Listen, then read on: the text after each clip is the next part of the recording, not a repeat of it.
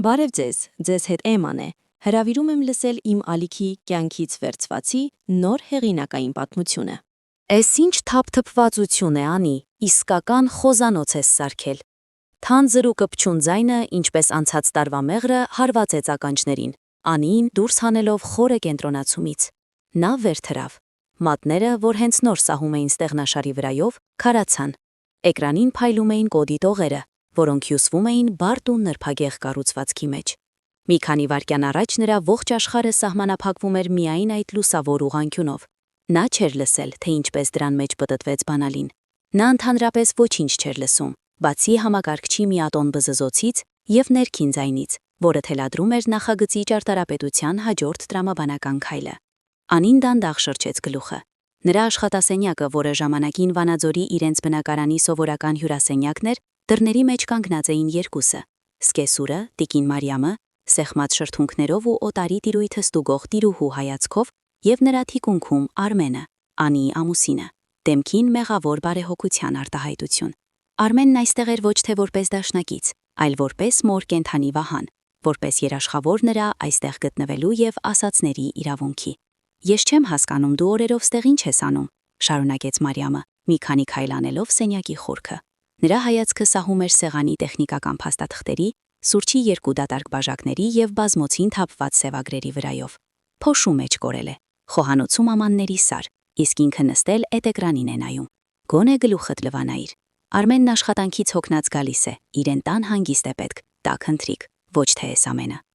Արմենն անհարմար հազաց ու գնաց դեպի սառնարանը, ցույց տալով, որ ուտելու թեման իր համար իսկապես արդիական է։ Նրա լռությունը ցանկացած բառից բարձր էր, այն ասում էր. «Մաման ճիշտ է, ես քաղցած եմ, իսկ դու աշխատում ես ինձ գերագրելու փոխարեն»։ Անին դանդաղ ու խորը շունչ քաշեց, փորձելով զսպել ներսից բարձրացող սառը զայրույթը։ Նա հայացքը չկտրեց կեսրոջ դեմքից։ «Ես ձեզ չէի սպասում։ Նախագծի հանձնմանը 2 օր է մնացել, ես գրեթե շուրջօրյա աշխատում եմ»։ Նա սա ասաց հանգիստ, անհույս տոնով, այն նույն տոնով, որով շփվում էր անփույթ կաբալարուների հետ։ Դա արդարացում չէր, դա փաստի արձանագրում էր։ Աշխատում է, ձգեց Սկեսուրը, և նրա ձայնի մեջ բացահայտ ծաղրանք հնչեց։ Նա մոտեցավ սեղանին, հետաքրքրությամբ նայելով նոութբուքի էկրանին, կարծես փորձում էր այնտեղ տեսնել բորշի բաղադրատոմս կամ գործելու սխեմա։ Կոճակ սեղմելը աշխատանք չի, աշխատանքն է, երբ գործով ես զբաղված, տունդ ես կարգին պահում, ամուսնուդ մասին ես հոգտանում։ Էս ինչ է, դա տարկաբանություն։ Արմենը չարչարվում է, ընտանիք է պահում, իսկ դու ստեղ ժամանակ ես սպանում։ Անին զգաց, թե ինչպես լարվեցին պարանոցի մկանները։ Նա հայացքը տեղափոխեց ամուսնու վրա։ Արմենը հենվել էր դրան շրջանակին ու սառնարանից հանած խնձորներ ուտում։ Նա հանդիպեց Անիի հայացքին ու անմիջապես շեղեց աչքերը, նայելով իր կոշիկներին։ Դավաճան, ոչ թե չարամիտ կամնենք, այլ ամենասովորական, կենցաղային, վախկոտ դավաճան։ Խնդրում եմ հեռանալ, արտասանեց Անին, առանձնացնելով բառերը։ Նրա ձայնը դեռ հանգիստ էր, բայց մեջը պողպատ հայտնվեց։ Ես դատարկ խոսակցությունների ժամանակ չունեմ, պետք է ավարտեմ։ Մարիամը մի կարճ, կռինչ հիշեցնող ծիծաղ արձակեց։ Նա նայեց որդուն աջակցություն սպասելով և ստանալով նրա կամազուրկ հայացքը նորից շրջվեց դեպի հարսը։ Նրա դեմքը ծամածրվեց գոռոզությունից։ Նա արեց վերջին քայլը և կանգնեց սեղանին կպած։ Ավարտել է ուզում։ Հիմա մենք քեզ կօգնենք ավարտել ես նստելդ։ Արագ, ինչ եք ասում, կօգնեք, իսկ փող աշխատելու հարցում եք օգնելու։ Փողը գլխավորը չի, կնոջ համար գլխավորը ընտանիքն է, այսինքն ամուսին դու ես։ Դուք երկուսդ էլ իմ հաշվին եք ապրում, տիկին Մարիամ, այնպես որ վերջ տվեք հոգատար մայրիկ խաղալում ու ինձ հանգիստ թողեք։ Բայց նա չէր գնում։ Նա շարժվում էր կուշտ գիշատչի դանդաղ շարժումներով, որը որոշել է խաղալ Զոհի հետ պարզապես ցանցրույթից։ Նրա վստահությունը սնվում էր որդու լռությունից։ Արմենի լռությունը նրա համար կանաչ լույս էր։ Անին աչքը չէր կտրում նրանից։ Նրա գիտակցության մեջ, որը սովոր էր ալգորիթմների խիստ տրամաբանությանը, տեղի էր ունենում ակնթարթային դեֆրագմենտացիա։ Բոլոր ավելորդ պրոցեսները, քաղաքավարությունը, ազգակցական կապերը, սոցիալական նորմերը բռնի կերպով դադարեցվեցին։ Մնաց միայն մեկ հիմնական պրոցես՝ պաշտպանություն։ Իր տարածքի, իր աշխատանքի, իր բանականության պաշտպանությունը, որն այս պահին ամբողջությամբ մարմնավորված էր այդ բզզացող մեքենայի մեջ։ Ժամանակն է աղջիկս, հիշես, թե ինչի համար է կինը ստեղծված, ոչ թե ես քո խաղալիքների, թե քեզ համար աշխատանքը ընտանիքից թանկ է։ Մարիամը կանգնեց հենց սեղանի եզրին։ Նրա օծանելիքի էժան ու սուր հոտը խփեց Անիի քթին, խառնվելով սառչող սուրճի եւ տաքացած պլաստիկի հոտին։ Տղամարդը պիտի գա մաքուր տուն, որտեղ իրեն սպասում է տաք ճաշն ու խնամված կինը, ոչ թե էս վիճակը։ Նա ձեռքով ցույց տվեց սենյակը, եւ այդ ժեստի մեջ այնքան անկեղծ արհամարանք կար, որ այն դարձել էր գրեթե շոշափելի։ Անին նայեց Արմենին։ Նա վերջացրել էր խնձորը եւ հիմա ծույլ հետաքրքրությամբ հետևում էր տեսարանին։ Նրա դեմքին չկար ոչ մի ամոթ կամ միջամտելու ցանկություն։ Ընդհակառակը, շրթունքի անկյունում թաքնված էր հազիվ նկատելի, բայց հստակ հեգնախառան ժպիտ։ Նա վայելում էր, թե ինչպես է մայրը տեղը դնում իր չափից շատ խելոք ու անկախ կնոջը։ Այդ պահին նա դադարեց Անիի համար գոյություն ունենալ որպես ամուսին։ Նա դարձավ այդ թշնամական ուժի մի մասը, մոր կամքով լցված դատարկ միաման։ Անիի ներսում բացարձակ լռություն տիրեց։ Ոչ վախ կար, ոչ նեղացվածություն, միայն սառը բյուրերի հասկացողություն, թե ինչ է տեղի ունենալու հիմա եւ ինչ է անելու ինքը հետո։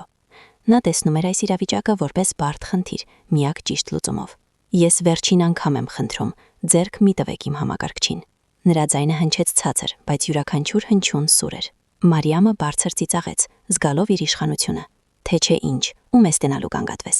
Մի ծիծաղեցրու ինձ աղջիկս։ Հիմա ես քեզ ցույց կտամ, թե որտեղ է քո լավ կյանքի իրական անջատման կոճակը։ Նրա ձեռքը, որը զարդարված էր էժանագին մատանիներով, դանդաղ բարձրացավ օդ։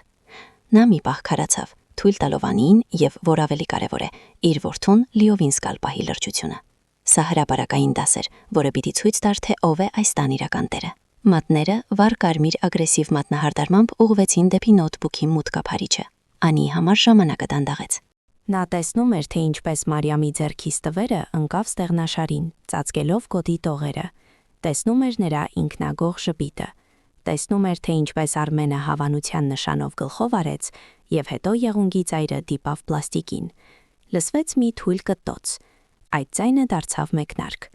Անի ներսի բոլոր ապահովիչները մեկ վայրկյանում այրվեցին, թողնելով միայն մի պարզ միտք։ Վերջ։ Շարժումը կտրուկ չէր, այլ սահուն։ Անին վերջ թռավ, չթորած։ Նա պարզապես բարձրաց հավաթորից այն ճշգրտությամբ, որով ռոբոտ մանիպուլյատորն է վերցնում դետալը։ Նրա աչքերում զայրույթ չկար, միայն բացարձակ սառը հստակություն։ Մարիամը, դեռ վայելելով իր հաղթանակը, չհասցրեց նույնիսկ ձեռքը հետ քաշել։ Նա միայն տեսավ, թե ինչպես հարսի կերպարանքը բարձրացավ իր վրա, փակելով պատուհանի լույսը։ Վարկյանը ձգվեց հավերժություն։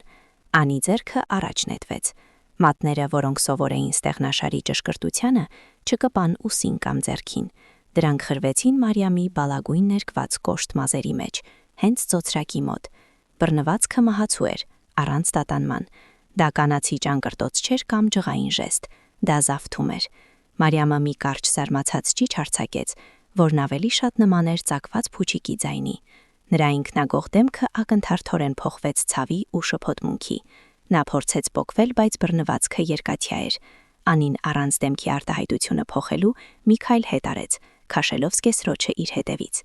Մարիամի մարմինը, կորցնելով հավասարակշռությունը, առաջ թեքվեց, եւ նա սայթաքելով իր անհարմար կոշիկների վրա քարշ եկավ հարսի հետևից, ինչպես լաթետիկնիկ։ Դու քեզ ինչ ես թույլ տալիս, հևում էր նա, փորձելով բռնվել սեղանից, աթոռից, օդից։ Արմենը քարացել էր, բերանը բաց։ Նրա ուղեղը չէր կարողանում մշակել տեսածը։ Նրա կինը, հանգիստ խելացի Անին, մազերից բռնած քարշ է տալիս իր մորը օղջ սենյակով դեպի ելքը։ Սա չէր տեղավորվում իր աշխարհընկալման մեջ, որտեղ կանայք վիճում են, լացում են, աման են կոտրում, բայց երբեք նման բան չեն անում։ Անին տանում էր իր բեռը դեպի դուռը, մեթոդաբար, ուշադրություն չդարձնելով թփրտոցներին։ Յուրաքանչյուր քայլը հաշվարկված էր։ Գրապահարանի կողքով, բազմոցի կողքով, որտեղ իր սևագրերն էին, միջանցքի կախիչի կողքով։ Սա նման էր չար ուժերի վտարման։ Միայն թե խաչի ու օրհնած ջրի փոխարեն նա ուներ միայն սառը կենտրոնացված կատաղություն։ Հենց դռան մոտ, շրջելով Մարիամին դեպի շքամուտք, Անին վերջապես խոսեց։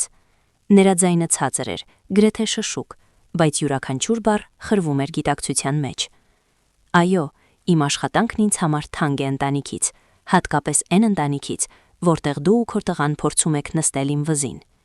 Այս բառերի հետ նա մի վերջին ուժեղ հրում արեց։ Մարիամը կորցնելով հենարանը դուրս թռավ բնակարանից ու ընկավ դռան առջևի գորգին։ Եվ միայն այդ ժամանակ Արմենը սթափվեց։ Նրա դեմքը կարմրեց զայրույթից։ Էդ ինչ ես անում, որոտաց նա նետվելով Անիի վրա։ Նրա բռունցքը, որը սեղմված էր ավելի շատ շփոթմունքից, քան հարվածելու ցանկությունից, շարժվեց դեպի Անին։ Անին հետ չքաշվեց։ Նա պարզապես թեթև թեքեց մարմինը։ Ամփույթ հարվածը անցավ կողքով, եւ Արմենը թափից առաջ թռավ, քիչ էր մնում բախվեր դռան շրջանակին։ Անին նայում էր նրան այնպես, ինչպես նայում են ագրեսիվ միջատին, առանց վախի, սառը հետաքրքրությամբ։ Դա քո մայրն էր, իսկ հիմա պարզապես մի օտար կին, որը ներխուժեց իմ տուն, ինչպես եւ դու։ Նա չսպասեց պատասխանի։ Մի քայլ հետանելով նա քաշեց ծանր մուտքի դուռը։ Արմենը շրջելով տեսավ միայն նրա հանգիստ դեմքը եւ լույսի նեղացող շերտը։ Դուռը փակվեց առանց աղմուկի, կողպեքի վերջնական կտտոցով։ Այդ ձայնը հնչեց միջանցքի խուլ լռության մեջ, ինչպես վճռի վերջակետ։ Արմենը մի քանի վայրկյան կանգնած էր, նայելով դռանը, չկարողանալով գիտակցել կատարվածը։ Նրա թիկունքում հատակին տեղավորվում էր մայրը, փորձելով բարձրանալ ու ուղղել մազերը։ Նրա փնթփնթոցը խառնվում էր հայհոյանքներին, բայց Արմենը չէր լսում։ Նրա ողջ աշխարհը սեղմվել էր, մինչև այդ փայտի ու մետաղի կտորը, որը հենց նոր իրեն բաժանեց իր կյանքից։ Նա գիշերն անցկացրեց մորտանը, լսելով նրա անվերջ բողոքներն ու վրեժի պլանները։ Նա գլխով էր անում, համաձայնում, որ Անին խելագարվել է, եւ նրան պետք է տեղը դնել։ Հաջորդ օրը կեսօրից հետո նա եկավ, լի արդարացի զայրույթով ու իր ճշմարտացիության վստահությամբ։ Նա պատրաստվում էր սկանդալ սարքել, բացատրել, թե որքան սխալ էր Անին, եւ ստիպել, որ նա մորից ներողություն խնդրի։ Նա բանալին դրեց կողպեքի մեջ, այն սովորական շարժումով, որն արել էր հազարավոր անգամներ, բայց այսօր բանալին միայն կիսով չափ մտավ ու դեմ առավ արգելքին։ Արմենը հունքերը գիտեց, հանեց բանալին, շրջեց ու նորից փորձեց։ Նույն արդյունքը։ Մի սառը տհաճ զգացողություն սկսեց ծնվել սրտի տակ։ Նա փորձեց եւս մեկ անգամ, արդեն ուժով, ապարդյուն։ Մետաղը դեմ էր առնում մետաղին։ Անի, բաց արա։ Նրա ձայնը հնչեց ավելի բարձր, քան ինքն էր սպասում։ Հերիք է նեղանաս, խոսել ա պետք։ Պատասխանը լռությունն էր։ Ոչ թե պարզապես ձայնի բացակայություն, այլ այն ծանր լռությունը, որը լինում է միայն դատարկ տանը։ Բայց նա գիտեր, որ Անին այնտեղ է։ Նա զգում էր նրա ներկայությունը դրան հետևում։ Նա նստած էր իր համակարգչի մոտ, եւ Արմենը վստահ էր, Անին լսում է իր ամեն մի բառը։ Այդ միտքը նրան ավելի կատաղեցրեց։ Նա սկսեց բռունցքներով հարվածել դռանը։ Սկզբում կամաց, հետո ավելի կատաղի։ Դու լրիվ ես թրցրել։ Բաց արա, ասում եմ, սա իմ տունն է, դու իրավունք չունես ինձ մարզ չթողնել։ Հարվածները արձագանքում էին օղջ շքամուտքով։ Հարևանուհին դուռը մի փոքր բացեց, բայց տեսնելով Արմենին անմիջապես փակվեց։ Ամոթը այրում էր նրա այտայը։ Նա հանեց հեռախոսը, զանգեց Անիին։ Երկար ազդանշաններ։ Նա նույնիսկ չէր անջատում, պարզապես չէր վերցնում։ Նա զանգեց եւս մի քանի անգամ, անօգուտ։ Զայրույթին սկսած փոխարինել հուսահատությունը։ Նա դադարեցրեց հարվածները ու ճակատով հենվեց սառը դռանը։ Փորձում էր որևէ ձայն լսել, քայլեր, աթոռի շարժ, մկնիկի կտտոց, բայց ոչինչ չկար։ Բնակարանը համեր էր, ինչպես տամբարան։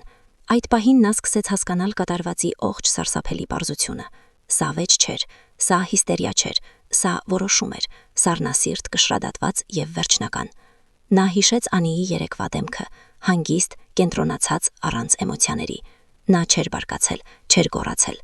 Նա կատարում էր առաջադրանքը, հեռացնում էր խոչունդոտը։ Արմենը մի քայլ հետ գնաց ու նորովի նայեց դրանը։ Դա այլևս իրենց դուռը չէր, դա Անիի դուռն էր։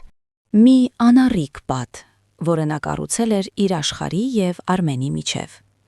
Տեսազանգի մութ աչքը, որը ինքն էր տեղադրել, հիմա նայում էր նրան որպես օտար եակի չթարթող աչք։ Նա հանկարծ սարսափելի հստակությամբ հասկացավ, որ այն ամենը, ինչ ինքն ասում էր մորը, այն ամենը, ինչին ստիպում էր իրեն հավատալ Անիի խելագարության ու նրան դաս տալու մասին, այդ ամենը ընդամենը մանկական զառանցանք էր Անիի սառցե վճռականության առջև։ Նա խաղեր չէր խաղում, նա պարզապես ջնջել էր Արմենին։ Արմենը դանդաղ շրջվեց ու գնաց դեպի աստիճանները։ Նա այլևս ոչ բարկություն էր զգում, ոչ էլ նեղացվածություն, միայն դատարկություն ու սառնություն։ Նա ոչ թե պարզապես դուրս էր հանվել տնից, նա ջնջվել էր, ինչպես կոդի մի ավելորդ տող նրա կատարյալ կառուցված ծրագրում, եւ չկար ոչ մի չեղարկել կոչակ, որը ամեն ինչ հետ կբերեր։